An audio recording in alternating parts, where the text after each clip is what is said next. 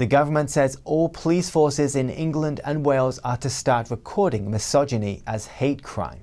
It follows pressure from campaigners following the death of Sarah Everard. Here's NTD's Jane Worrell with more. Crimes motivated by sex or gender will be recorded by police forces across England and Wales from this autumn.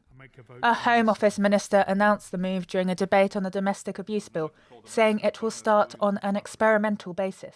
That on an experimental basis, we will ask police forces to record and identify any crimes of violence against the person, including stalking and harassment, and sexual offences where the victim perceives it to have been motivated by a hostility based on their sex. She says the data could inform long-term decisions following the Law Commission's recommendations. 11 out of 43 police forces in England and Wales already record misogyny as a hate crime, have trialled the policy or are considering to implement it.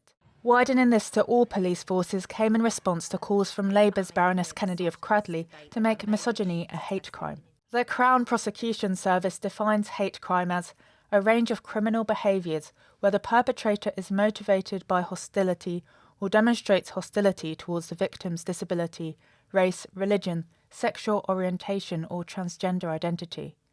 While there's no specific hate crime offence in England and Wales, if it's proven, judges have the powers to increase sentences and punishments. Calls to add sex and gender to the list has gained traction among campaigners following the death of Sarah Everard. Such calls, though, have some worried. A reminder that misogyny is popularly understood as hatred of women. But in the last week, and even today, it's been hinted at, the police have been described as institutionally misogynist. Is that true, that the police hate women? Or to repeat the mantra, that society is suffering an epidemic of misogynist violence? I don't recognise this nightmarish, catastrophising vision.